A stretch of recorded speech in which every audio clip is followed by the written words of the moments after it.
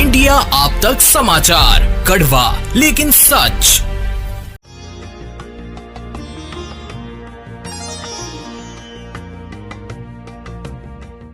दो 2008 के मालेगांव बम विस्फोट मामले में एक बड़ा अपडेट सामने आया है।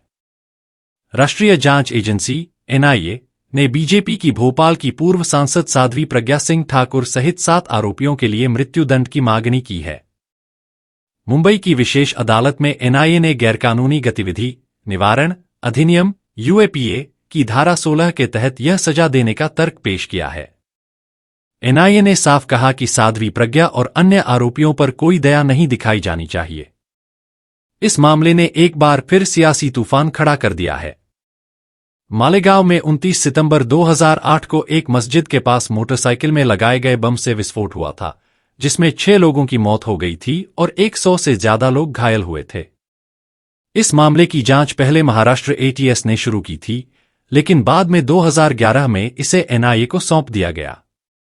एनआईए ने अपनी जांच में Sadhvi Pragya Singh Thakur, lieutenant colonel Prasad Purohit, major retired Ramesh Upadhyay, Swami Dayanand Pandey, Ajay Rahirkar, Sameer Kulkarni और सुधाकर चतुर्वेदी को आरोपी बनाया। एनआईए का दावा है कि इन लोगों ने हिंदुत्व विचारधारा से प्रेरित एक बड़े षड्यंत्र के तहत इस विस्फोट को अंजाम दिया, जिसका मकसद मुस्लिम समुदाय को निशाना बनाना था।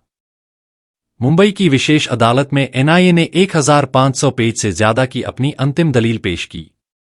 एनआईए ने कहा कि यह विस्फोट हिंदुत्ववादी विचारधारा से जुड़े एक सुनियोजित षड्यंत्र का हिस्सा था। जांच एजेंसी ने साफ तौर पर कहा कि साध्वी प्रज्ञा सहित सभी 7 आरोपियों को मृत्युदंड दिया जाना चाहिए। एनआईए की इस मांग को एक बड़ा बदलाव माना जा रहा है, क्योंकि पहले की जांच में इन्हीं आरोपियों को क्लीन चिट देने की बात सामने आई थी। पहले मकोका जैसे गंभीर आरोप भी हटा दिए गए थे, लेकिन अब एनआईए ने सख्त रुख अपनाया है। यह मामला शुरू से ही विवादों में रहा है। 2008 में इस हमले के बाद तत्कालीन गृह मंत्री सुशील कुमार शिंदे और कांग्रेस नेता दिग्विजय सिंह ने हिंदू आतंकवाद शब्द का इस्तेमाल किया था, जिसके बाद भारी सियासी बवाल मचा था। इस शब्द को लेकर दोनों नेताओं को तीखी आलोचना झेलनी पड़ी थी। अब एनआईए की ताजा मांग ने एक बार फिर इस मामले को गरमा दिया है। साध्वी प्रज्ञा और उनके समर्थक हमेशा से इन आरोपों को खारिज करते रहे हैं और इसे राजनीतिक साजिश करार देते हैं। इस मामले में 323 गवाहों के बयान दर्ज किए गए थे, जिनमें से 33 गवाह मुकर गए। अब तक 5 जज इस मामले की सुनवाई कर चुके हैं और 25 वकीलों ने इसमें हिस्सा लिया है। 11 में से 4 आरोपियों को पहले ही क्लीन चिट मिल चुकी है। अब 8 मई को इस मामले में फैसला आने की संभावना है। यह देखना दिलचस्प होगा कि क्या साध्वी प्रज्ञा और अन्य आरोपियों को मृत्युदंड मिलता है या आजीवन कारावास। एनआईए की इस सख्त मांग ने मामले को नया मोड़ दे दिया है।